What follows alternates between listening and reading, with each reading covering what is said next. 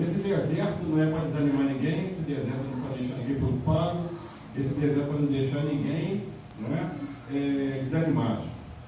Não é? Então, o deserto não é uma prova que Deus faz conosco, como falei até as outras vezes que eu estive aqui, né? Falando sobre deserto. Deserto é uma prova que Deus faz, um teste que Ele faz para nós, para vermos como está a nossa fé. Deus, por exemplo, foi testado no deserto. O adversário foi ali, começou a testar, o diabo começou a testar ele, e ele passou nesse teste. Então, para o deserto é um teste. Não sei como é que está a sua vida nessa noite, não sei por que você veio, qual o motivo da sua vida aqui, mas Jesus sabe do motivo que você está aqui. Você não veio aqui porque não é para agradar ninguém, mas para agradar ninguém, mas Jesus está no agrado de você estar aqui nessa noite. Muitos poderiam estar nessa noite aqui, mas não estão, mas Jesus sabe por que eles não estão aqui, por que você veio, que Ele te trouxe e falou o dia melhor para você vir. E o texto que nós vamos falar aqui, embutir um pouco do texto, não falando sobre um pouco de Natal, mas um pouco também do deserto, é Isaías capítulo 9, versículo 6. É interessante que Deus prepara uma mesa no deserto. Que mesa é essa? Não uma mesa no sentido material, mas no sentido espiritual. Não um alimento material, orgânico, nós comemos todo dia orgânico, mas um alimento espiritual. Né? E esse alimento Jesus está nos dando todos os dias. Esse alimento está no deserto, porque o povo que estava no Israel no deserto estavam alimentando pelo maná. O maná fala do alimento espiritual. Então sabe que você nessa noite está sendo alimentado por esse maná. O maná você não vê ele, mas você sente ele te alimentando. Igual o nosso irmão falou aqui, né? Estava tocando instrumento, ele falou que passou um pouco mal na semana para vir, mas veio porque o Jesus tem sustentado a vida dele. Ele sabe que o sustento dele, do nosso irmão aqui, é Jesus. Então muitas vezes nós ficamos desanimados porque é um teste, estamos aqui para fazer um teste. Só que a palavra de Deus fala que Jesus venceu o deserto. E por que nós estamos vencendo o deserto? Vamos dar um exemplo do pastor Emília, por exemplo. O pastor Emília, juntamente com a nossa irmã Margarida, passaram um grande deserto. Né? E Jesus abençoou que a pastora Emília está curada em nome de Jesus. Né? E ela, através de Jesus, em primeiro lugar, da mãe dela aqui, dando todo apoio, né? Em Macaé, Moriaé. Então, sempre no Moriaé, fazendo tratamento lá, longe, acordando a Margarida cedo nesse, levantando aquela madrugada para ir lá em Moriaé, para voltar aqui de novo. Você vê como é que é o amor de uma mãe com uma filha. Então, nós comparamos o amor da nossa irmã Margarida com Jesus. Se não fosse Jesus, a pastora Emília não estaria conosco hoje aqui, juntamente com a Margarida. Se não fosse a igreja orar pela vida dela, ela não estaria aqui nessa noite. Então, é Jesus em primeiro lugar, e também a Margarida, e também a igreja que orou pela nossa irmã estar aqui. Então, nós não conseguimos vencer o deserto sozinhos. Sozinho você não consegue vencer o deserto. Claro que o deserto fala de solidão. Quem sabe você sente uma solidão no seu lar? Até dentro da igreja mesmo nós sentimos solidão. Né? Da igreja, por essa igreja, por exemplo, nossa aqui, né, nós vamos falar, né, sendo convidado aqui, é uma igreja que nos abraça. E ela falou que ela gosta muito de cantar em lugares, em igrejas menores. Porque a igreja menor dá mais atenção para ela. Ela consegue abraçar as pessoas conseguem abraçar ela. Não que a igreja grande seja ruim, não, é boa também. Só que é tanta gente para você dar atenção, que às vezes aquela pessoa que dá atenção para ela, você não costuma dar.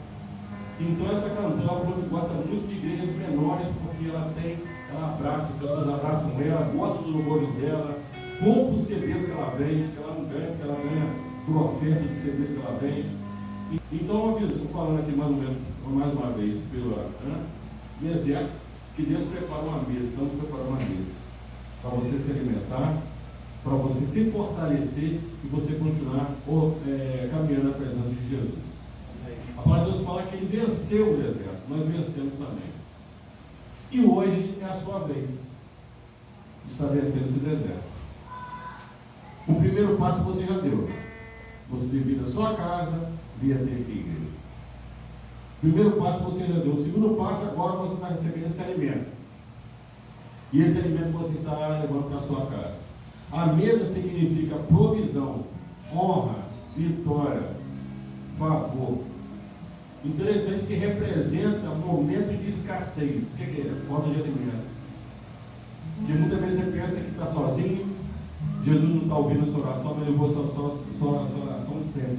Ele sempre está ouvindo a sua oração. Ele sempre ouve a sua súplica. Os pedidos estão aqui, foram colocados aqui. Mas nós temos que estar na dependência do Senhor. Vou contar uma experiência que eu tive uns meses atrás com essa chave aqui. Olha a minha casa. Meu portão, na porta da manhã, tudo minha casa. Eu tenho um, minha esposa tem outro. Um tempo atrás nós fomos no aniversário de um colega nosso, num clube, e eu levei essa chave. Cheguei em casa, a chave não estava no bolso mais aqui. Procuramos, reviramos na chave. Ligamos para lá e não vi chave nenhuma aqui no clube não. A faxineira olhou aqui e não achou. É igual eu falo com os irmãos, nós temos que estar na dependência do Senhor. Se você orar ao Senhor e ficar na dúvida, Ele não vai te abençoar. Não que Ele não queira. Jesus ele não gosta de dúvidas. Se Ele falou que vai te dar aqui, Ele vai te dar. Se Ele falou que vai aparecer o que está desaparecendo, Ele vai fazer você não aparecer. Nós temos que crer na palavra dEle. A palavra de Deus fala que Deus não é homem para que minta. Se Ele falou que vai te dar uma bênção, vai te dar uma bênção. Pode demorar meses, anos, mas Ele vai te dar uma bênção um dia. E foi eu com essa chave. Eu fiquei 2 semanas e meia sem essa chave. Eu estava até pensando em fazer uma copa, não. Eu vou orar ao Senhor, eu só vou fazer uma chave. A minha esposa, não, faz a cópia aí, mas vamos orar. A minha esposa começamos a orar, madrugamos em casa, fomos na igreja, oramos na igreja, e ela procurou na bolsa dela, não achava, viu a bolsa, não achava, essa chave apareceu. Aí teve um dia que eu estava trabalhando, voltei para casa, a minha esposa esqueceu daquela chave. Começamos a orar em casa, a orar, de repente a chave aparece dentro da bolsa. Mas o interessante, pastor, é que essa bolsa, quando ela virou, as 2 vezes que ela virou, não tinha chave dentro daquela bolsa. Ela virou a bolsa, não tinha chave nenhuma ali dentro, estava tudo vazio. E naquela mesma bolsa a chave apareceu. Então, para os irmãos verem, se a gente contar isso para um incrédulo, a bolsa, ela olhou 2 vezes, a bolsa estava vazia, não tinha chave da bolsa. Na terceira vez ela foi lá, a chave estava lá dentro da bolsa. Só ela, não tinha mais nada, só ela. Como é que os irmãos explicam isso? A bolsa está vazia por 2 vezes, a chave não estava lá. Ficamos quase 2 semanas e meia orando e a chave apareceu na bolsa. Deus. A gente não sabe explicar o que é, mas Deus é maravilhoso. Então, você tem que orar, pedir aqui e falar, Senhor, o Senhor vai me dar aquilo. Se você tiver dúvida, senão aquele não vai te abençoar. Vai retardar a bênção. A ansiedade retarda a bênção. E a minha esposa aprendeu uma lição. Sempre que você pedir, não duvide de Deus. Não duvide que Deus pode te dar. Eu não sei o que você veio pedir a Deus nessa noite, mas não duvide, Ele vai te dar. Pode ser hoje, pode ser amanhã, pode ser depois, um dia Ele vai te dar. Tem muitos irmãos que ficaram 5 anos pedindo o seu Deus, 10 anos pedindo o seu Deus. Muitas vezes o Deus deixa isso acontecer para testar a sua fé. Ver se você tem fé nele mesmo. Não que Deus duvide de nós, não, mas é uma prova que Deus faz para nós, ver se nós estamos fé nele verdadeiramente. Então, se você está aqui nessa noite, pedir o seu pedido aqui, Deus vai te dar. Eu não sei o que está escrito nos papéis aqui, eu não sei o que está aqui, mas Deus sabe. Ele já recolheu todos eles. Aleluia. Só depende de você acreditar que o Senhor vai te dar. Eu estava até conversando com um rapaz na loja lá, um rapaz, ele é afastado da igreja, estou conversando com ele. Eu falei com ele que nós não conhecemos a Deus totalmente. Só vamos conhecer a Deus quando estivermos na eternidade. Aí sim vamos conhecer a Deus profundo. Mas quando estivermos aqui, não vamos conhecer a Deus totalmente. Que Deus é tão poderoso que a gente não sabe qual é o maior poder que Ele tem. Ele é tão poderoso que a gente não sabe distinguir o que Ele pode fazer e o que Ele não possa fazer. Então nós conhecemos a Deus não a fundo, metade, vamos dizer assim. Vamos conhecer a Deus totalmente quando estiver na eternidade.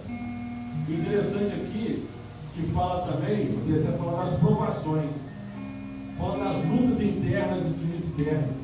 Luta dentro de casa, luta fora de casa. Tem servos do Senhor que estão na igreja, estão buscando o Senhor, mas há briga dentro de casa, discussão dentro de casa. Então ela falou comigo, ela me explicando, falou que muitos lares hoje, mesmo sendo cristãos, tem briga dentro de casa. Tem discussão dentro de casa. Claro, o nosso lar serve um lar perfeito, mas nós temos que fazer o possível para o nosso lar ser um lar perfeito. Tem pessoas que glorificam, exaltam o Senhor, mas sempre estão discutindo dos lares. O adversário tem que tentar matar, roubar e destruir. Tem muitos lares do evangelho que estão sendo separados hoje. Por quê? Porque muitas vezes o marido e a esposa não oram juntos. O marido e a esposa não lêem a Bíblia juntos. É importante ler a Bíblia com alimento. Oração, jejum e madrugada em casa é importantíssimo para o adversário não destruir sua família, não destruir seu lar, sua esposa, seu marido, seus filhos. Então, muitos lares são separados por isso. Mas Jesus ele não quer separar esses lares. Jesus quer ajuntar o seu lar. Quer que o seu lar seja uma instituição abençoada. O único problema também da briga no lar são os vizinhos que escutam a discussão. Ih, olha lá, evangélico, briga dentro de casa, que isso? Envergonhando o nome de quem? O nome de Jesus. Você não está envergonhando o nome, não. Você está envergonhando o nome de Jesus. Então, para isso não acontecer, você ore o Senhor com sua esposa, ore o Senhor com seu marido. Não vou ler o texto todo, mas eu primeiro um versículo que hoje dormir, seria um versículo bíblico. Tire 5 minutos para você orar ao Senhor. 5 minutinhos para você buscar o Senhor, que é importante. Eu e minha esposa sempre ora de madrugada. 4 horas da manhã, 4 e meia, horas que estão orando. 4, 4 e meia, estão orando. E eu não sinto, pastor, é cansaço, é interessante. Então você não sente cansaço. Vou trabalhar também. Não sinto cansaço. Quando você não ora, eu sinto cansaço. Interessante. Quando eu não oro para madrugada com a minha esposa, eu sinto muito cansaço no trabalho. Eu fico em pé direto, eu não sinto, fico em pé direto. Mas quando eu oro com a minha esposa, eu não sinto cansaço. É impressionante o que Deus faz. Né? Porque o alimento espiritual, acompanhado do alimento material. Jesus dá o material e o espiritual, mas ele quer o espiritual primeiro, depois o material. Então, Jesus não precisa de condições favoráveis para fazer o impossível. Para Deus é tudo possível. Para o homem é impossível. Mas para Deus não é nada é impossível. Ele venceu para que você também vença. Jesus venceu o deserto para saber que você pode vencer também. Glória a Deus. Aleluia. Então, o interessante aqui que Jesus venceu o pecado, já venceu o medo e já venceu a morte. Morte de cruz. Já venceu tudo o que precisava. A vitória dele garante que você não está sozinho nesse Aleluia. Não é lugar de morte, mas é lugar de revelação, lugar de busca. O deserto não é lugar de desânimo, não. O deserto é lugar de você buscar mais ao Senhor. Porque muitas vezes falam, a minha vida está tudo bem, não tem luta, não tem dificuldade, não tem nada. É perigoso isso, né? Quando você não tem luta. Porque a luta, também na luta você busca Jesus. Quando você não tem luta, você acaba não buscando o Senhor. Então Jesus muitas vezes deixa Deus na luta na nossa frente, para nós darmos mais atenção para Ele. Porque Jesus gosta que nós demos atenção para Ele. Jesus gosta disso, nós damos sempre atenção na presença dEle. Interessante aqui que Hebreus 3,7 fala: hoje, se ouvires a minha voz. Então essa palavra, irmão, não é minha, é do Espírito Santo. Interessante que na outra quinta, dia 25, mas é Natal. Né? Todos sabem que é Natal e é o nascimento de Jesus. Depois ele nasceu em Belém. Né? Então, uma alerta a muitos dos pais que estão nessa noite aqui. Neste Natal, você vai celebrar quem? A Jesus ou a Papai Noel? Não tem nada com o Papai Noel, não. Não tem nada contra. Só que o Papai Noel, muitos pesquisadores arqueólogos hoje, né? Eles estão tentando saber quando Jesus nasceu. Interessante que eles já estavam prevendo, já que Jesus ele nasceu, viveu, morreu e ressuscitou. Porque o menino nos nasceu. Um filho se nos deu. e o governo está sobre seus ombros. O seu nome será maravilhoso, conselheiro, Deus forte, Pai da eternidade e príncipe da paz. Isso fala, nós podemos colocar esse texto como deserto. Quando fala aqui, um menino nos nasceu. Um menino. Voltando aqui ao Papai Noel, interessante que a mídia hoje está falando mais de Papai Noel que de Jesus hoje. Você não vê nas redes sociais, televisores, falar que Jesus nasceu. Não.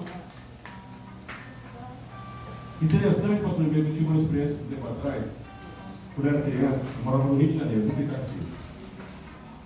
E meu pai, todo ano, colocava um presente embaixo da minha cama. Todo ano. Colocava um presente, eu olhava para a cama, estava lá. Olhava para a cama, estava lá. Todo ano. Ah, Papai Noel trouxe. Cadê o Papai Noel? Ah, não está aí não, meu filho. Foi embora. Não queria tanto te abraçar aí. Não, meu filho, foi embora. Não está aí não. E eu disse, estava o Papai Noel. Minha mãe, meu papai não era servo, minha mãe era. Aí chamava meu pai de meu marido, ó, faz o seguinte, fala com o seu filho, não existe Papai Noel. Nós que damos os presentes com muito sacrifício. Só que meu pai não queria quebrar, ele chama tradição. E muitos pais hoje não querem quebrar essa tradição. Querem colocar Papai Noel no lugar de Jesus. Quantas crianças hoje não sabem que Jesus nasceu no dia 25 de dezembro? Eu não sabia. Só fui saber depois que eu fiquei adolescente, que minha mãe veio e falou comigo. Que meu pai não queria que ela falasse, que ele falasse de jeito nenhum comigo que Jesus tinha nascido dia 25 de dezembro. O interessante de tudo, depois que minha mãe falou com meu pai, aí eles vieram conversar comigo e explicar. Meu pai veio muito triste, não queria quebrar a tradição, não queria que eu soubesse que não tinha nada com o Papai Noel pelo aniversário de Jesus. E hoje, irmão, para quebrar essa tradição é muito difícil. Vai chegar o pai de uma pessoa e falar isso para você. Vai brigar com você. Não, vai falar, não, deixa como está mesmo, tá bom. A mídia hoje não fala de Jesus, só fala de Papai Noel. Só fala isso. O interessante aqui é que em Belém, ele tem uma festa chamada dos judeus lá, que se chama Hanukkah, em Belém. Tem um instante, pessoal. Desde a Jesus tem um instante. E se comemora nos meses de novembro e dezembro. É uma festa judaica. Outros acham que Jesus nasceu, eu falei, em novembro, dezembro, coisa assim. Mas hoje, irmão, nós temos que saber quem nasceu não foi Papai Noel. Quem nasceu foi Jesus. Então, o aniversariante não é Papai Noel, o aniversariante é Jesus. Mesa farta, árvore de Natal toda colorida, e Jesus, cadê Jesus? Não tem Jesus. O que adianta você colocar uma árvore de Natal bonita e grandiosa, colocar, né, em frente na parede ali, na porta, e falar que o Papai Noel, que é o principal. Eu não tenho nada com o Papai Noel. Mas a mídia hoje, ela muitas vezes ela quer tirar Jesus do foco e colocar o Papai Noel. É como se o Papai Noel existisse e Jesus não existisse. É como se o Papai Noel fosse verdadeiro e Jesus fosse falso. As pessoas estão fazendo isso hoje. Até hoje faz isso aí. Mas, irmãos, nós temos que saber o seguinte: você que vai receber alguém na sua casa, claro, tudo pode receber parentes de fora, gente de fora, quebrar a tradição de Cristo, claro, quebrar a tradição de Cristo. Chegar para uma pessoa incrédula, não, é aniversário de Jesus hoje. Então você possa chegar na sua família e falar, ó, dia 25 de dezembro, aniversário de Jesus. Daqui a 15 dias será comemorado o Natal. Então, irmãos, essa palavra é que os irmãos saibam que quem nasceu dia 25 de dezembro não foi Papai Noel, foi Jesus. Nasceu Jesus no dia 25 de dezembro. Então o aniversário é dele. Ele é o aniversário dele.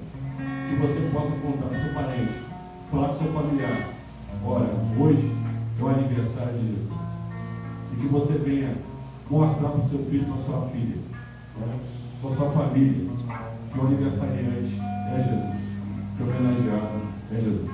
Agradeço a todos por carinho, fiquem todos na paz, na paz de Deus. Agradeço a oportunidade a todos pela paz.